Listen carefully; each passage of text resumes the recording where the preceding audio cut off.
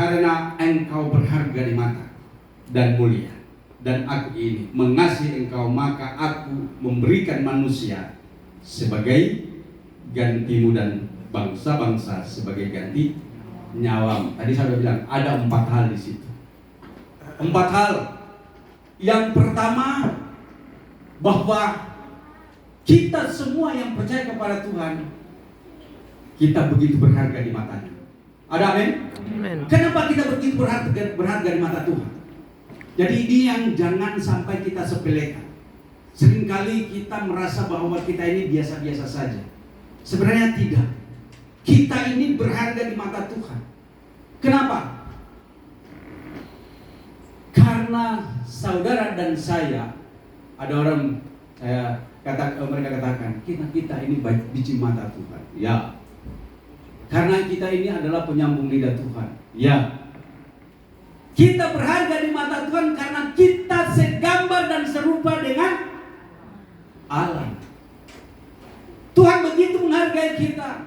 Tuhan begitu menghargai kita, makanya Dia benar-benar peduli dengan kita sehingga akhirnya Dia datang dari singgasana. Dia datang dari surga, datang ke tempat di mana manusia berada di dunia ini. Kenapa? Karena manusia tak berdaya oleh dagingnya, tak berdaya oleh dosanya, sehingga akhirnya Tuhan karena Dia begitu peduli dengan kita, Dia begitu menghargai kita, Dia datang ke dalam dunia untuk menebus saudara dan saya. Istimewa enggak? Sangat istimewa.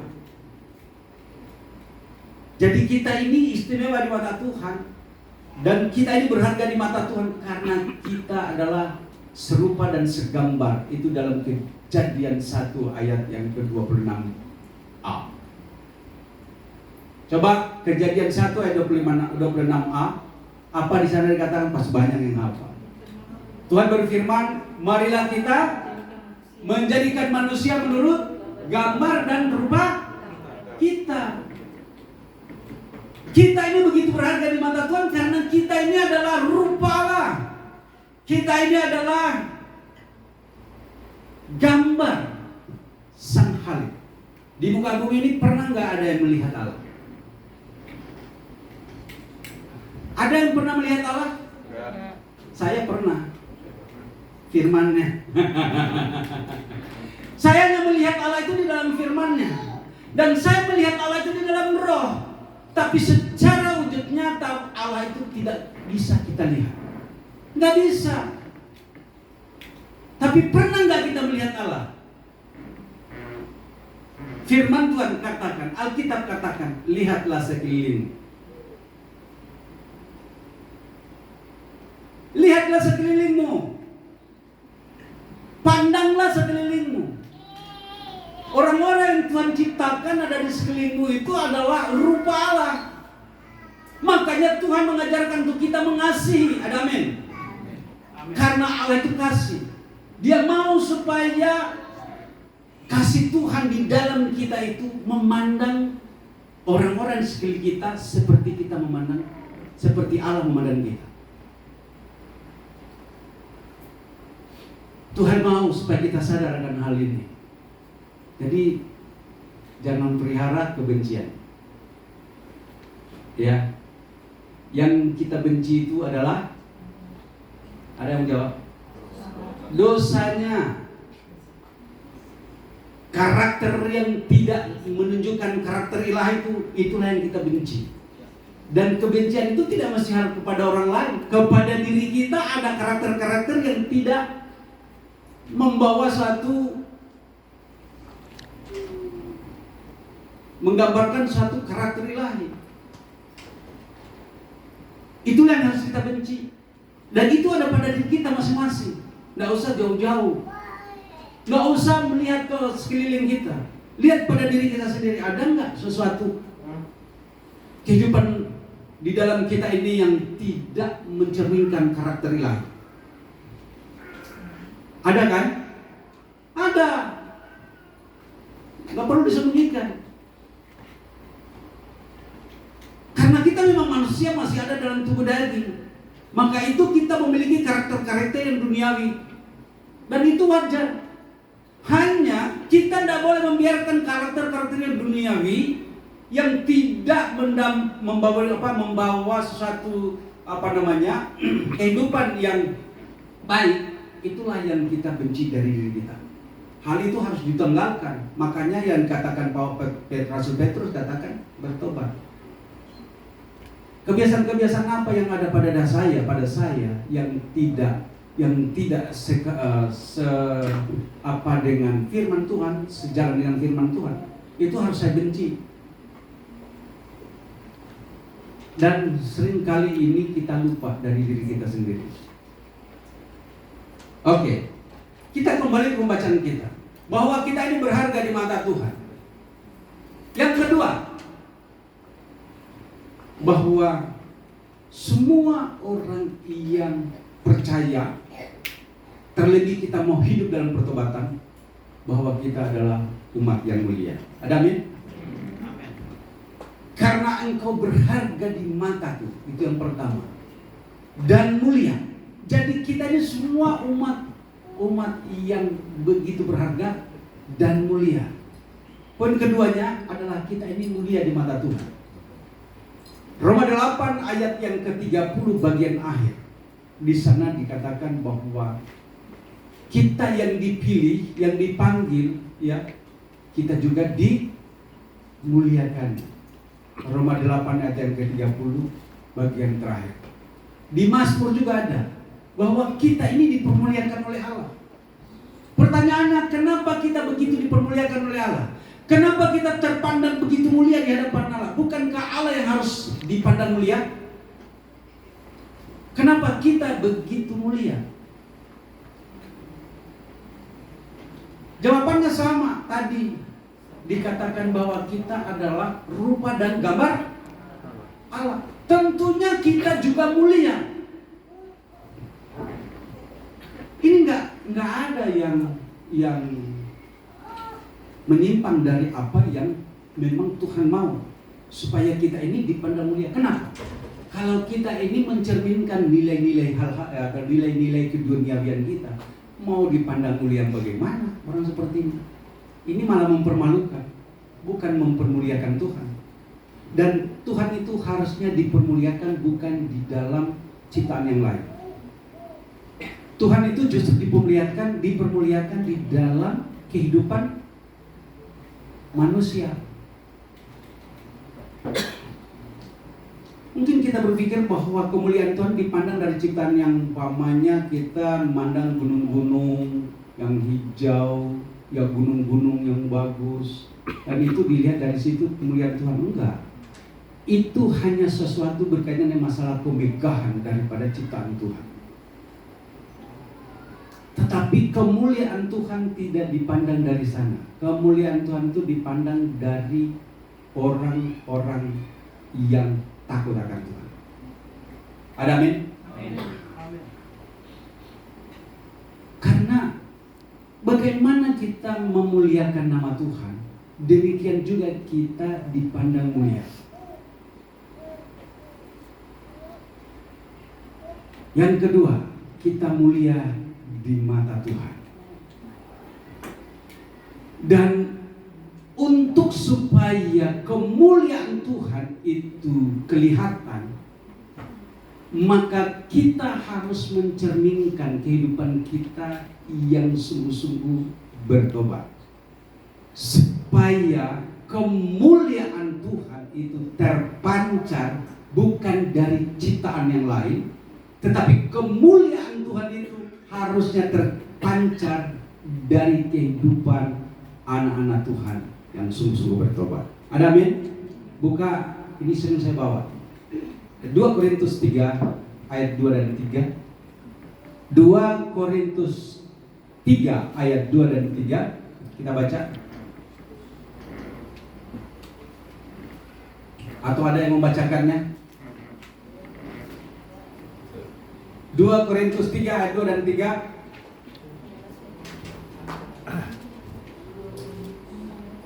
Ayo, ini sudah ada. Kita baca bersama-sama. 2, 3. Kamu adalah suatu pujian kami yang tertulis dalam hati kami, dan yang dikenal dan yang dapat dibaca oleh semua orang. Lanjut.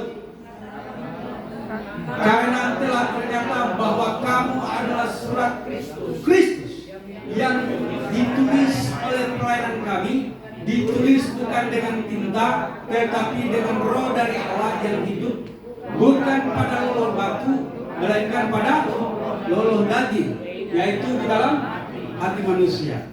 Kemuliaan Tuhan terpancar bukan dari ciptaan yang lain, tetapi kemuliaan Tuhan terpancar dari kehidupan saudara dan saya yang sungguh-sungguh mau bertobat.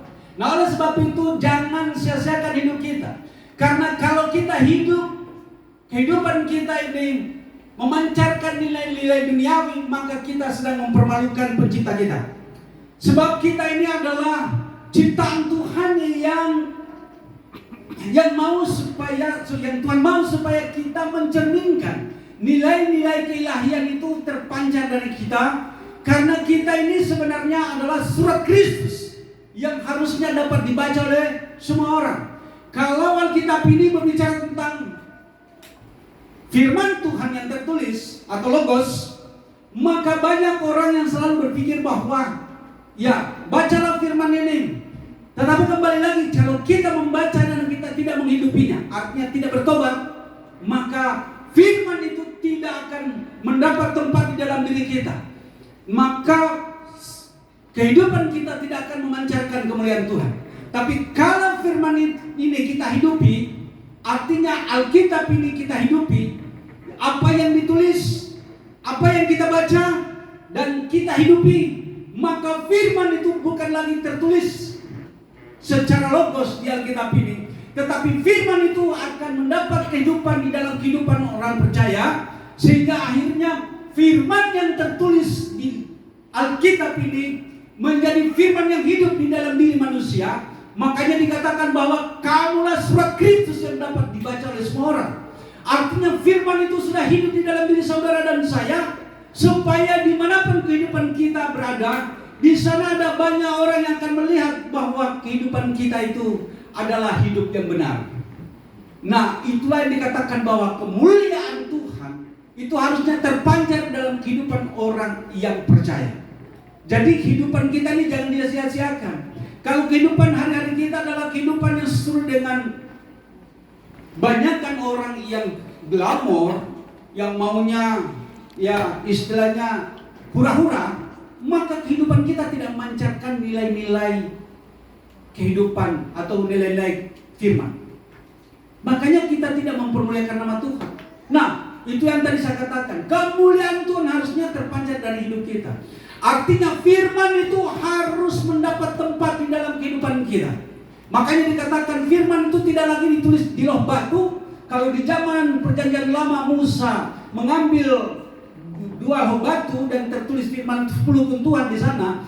Tetapi saat ini setelah Yesus selesaikan satu kali dia mati di kayu salib, dia bangkit dari kematian, dia naik, dan pada waktu dia naik, pada waktu yang sama juga Tuhan memberikan otoritas itu, kuasa itu kepada kita. Dia berikan otoritas kepada kita. Dikatakan dalam Yohanes 16 ayat yang ke-7 bahwa pada waktu itu juga kita akan mendapatkan satu nilai plus dari kehidupan kita. Tidak hanya sekedar menjadi manusia biasa, tetapi kita akan menjadi manusia ilahi. Makanya dikatakan bahwa firman itu tidak lagi tertulis di loh batu, tetapi tertulis di loh daging, yaitu di dalam hati manusia. Di dalam hati manusia.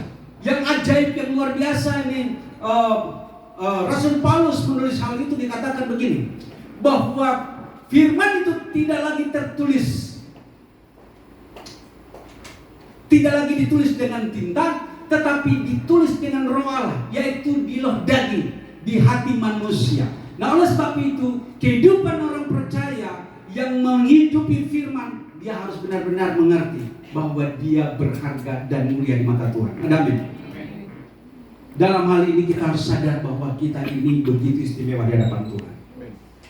Kita istimewa. Kehidupan kita benar-benar istimewa di hadapan Tuhan. Jadi jangan sampai kita sepelekan. Kemuliaan Tuhan itu memang benar-benar terpancar dalam hidup saudara dan saya. Dan inilah yang disebut bahwa saya sering mengatakan, kita ini adalah firman-firman yang hidup. Firman Allah adalah Yesus. Yohanes 1 ayat 1, pada mulanya adalah firman, dan firman bersama-sama dengan Allah. dan firman itu adalah Allah. Artinya Allah dan firman-Nya tidak terpisah. Dia tetap sama. Allah yang sama adalah Allah yang menciptakan juga langit dan bumi ini. Kalaupun kita mengerti bahwa Yesus datang sebagai manusia, tetapi Dia adalah Allah yang menciptakan sebelumnya datang menjadi manusia. Dalam Ibrani pasal 1 juga dikatakan di sana, Dia turut menciptakan. Nah, kalau dalam Yohanes 1 ayat yang kedua dan ketiga itu di sana. Tolong dibuka. Yohanes 1 ayatnya yang kedua, ayat yang ketiga. 2 dan 3. Oke. Ia pada mulanya bersama-sama dengan Allah. Lanjut ayat yang ketiga. Segala sesuatu dijadikan oleh, pertanyaannya siapa Yesus? Allah. Orang mengatakan bahwa dia manusia, dia adalah nabi, ya semua itu, dia manusia, ya nabi, iya. Tapi dia adalah Allah. Dia dan tanpa Dia tidak ada satupun yang telah jadi dari segala sesuatu yang dijadikan. Artinya membuktikan bahwa Dia itu adalah Allah. Yesus itu adalah Tuhan. Dia tidak hanya sekedar menjadi manusia, tetapi Dia dari singgasana datang menjadi manusia karena Ia begitu mengasihi kita. Poin yang ketiga, bahwa Allah mengasihi kita. Di pasal ayat keempat, bagian yang ketiga dikatakan, dan aku ini mengasihi engkau. Kita baca kembali. Yang pertama di sana dikatakan engkau berharga dan mulia.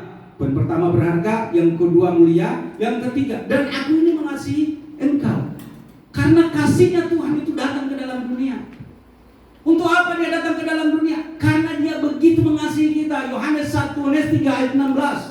Karena begitu besar kasih Allah akan dunia ini sehingga Ia mengaruniakan anak yang tunggal, siapa yang percaya kepadanya tidak binasa, melainkan beroleh hidup yang kekal. Itu karena kasihnya. Jadi poin yang ketiga dikatakan, Ia begitu mengasihi umatnya. Dia begitu mengasihi. Kalau di dalam perjanjian lama Dia datang, kalau zaman dulu Dia datang itu dalam bentuk roh.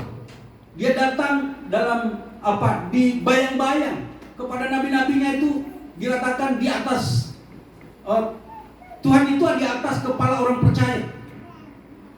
Tapi sekarang ini tidak lagi di atas orang percaya, tetapi di dalam hati orang percaya. Ada amin.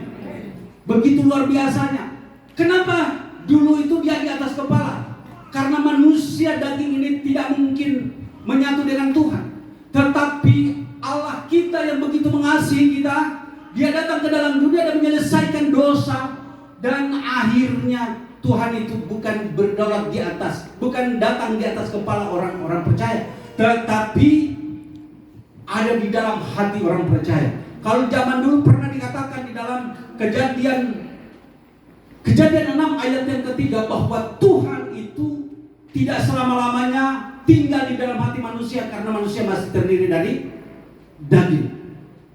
Tetapi di zaman ini Tuhan datang karena satu perkara yang menghambat manusia tadi, yaitu adalah dosa, dan Tuhan Yesus sudah menyelesaikannya. Makanya firman itu tidak tinggal di luar, tetapi tinggal di dalam hati orang percaya. Makanya itu yang tadi dikatakan, tadinya ditulis di loh batu, tetapi akhirnya setelah Yesus menyelesaikan dosa-dosa manusia, dosa dunia ini, maka firman itu tertulis di loh daging, yaitu di dalam hati manusia. Ada amin. Inilah yang istimewanya kita. Luar biasa. Pertama, kita berharga di mata Tuhan. Yang kedua, kita mulia karena kita ini adalah segambar. Ya, dan yang ketiga, Tuhan itu begitu mengasihi kita. Yang keempat, janjinya sudah terpenuhi, dan aku menebus engkau dengan manusia. Coba perhatikan bagian terakhir. Maka aku memberikan manusia sebagai gantimu dan bangsa-bangsa sebagai ganti nyawamu. Digenapkan poin pertama, poin kedua, poin ketiga, dan poin keempat, bahwa Tuhan sudah menyelesaikannya bagi kita. Dia menggantikan dosa dunia ini yang tak berdaya oleh manusia, tak berdaya oleh karena dosa. Maka Tuhan datang di dalam dunia untuk menggantikan semua pelanggaran kita dan membebaskan kita dari kutuk dosa. Dan dia harus mati di kayu salib supaya kita bebas dari kutuk dosa, dari kutuk maut. Supaya apa? Supaya kita bisa memancarkan, kita bisa hidup merdeka. Roma 8 ayat 1. Bahwa supaya kita merdeka. Dan kita ini orang-orang yang telah dimerdekakan oleh karena pengorbanan Tuhan Yesus di kayu salib. Patut kita bersyukur kepada Tuhan. Dan terlebih kita berbangga karena kita mengenal Allah yang hidup. Ada amin. Bukan Allah yang mati. Ya. Allah kita adalah Allah yang hidup. Dan Tuhan menghidupi kita dengan firman-Nya. Puji Tuhan. Tuhan berkati. Semoga semua, saya berdoa pada hari ini kita berubah paradigma kita berubah, bahwa kita bukan manusia biasa-biasa lagi, tetapi manusia yang luar biasa. Amin. Kalau hari ini sudah kita mengerti tentang hal ini, pulang jangan sia-siakan. Tubuhmu adalah bait Allah. Amin. 1 Korintus 3 ayat yang ke-16, bahwa kita adalah bait Allah. Jangan sia-siakan. Jangan rusak. Tuhan mau supaya kita hidup di dalamnya. Baik Bapak Ibu dikasihi Tuhan, demikian firman Tuhan pada hari ini. Dan kita akan masuk di dalam proses lebih lanjut perjamuan kudus.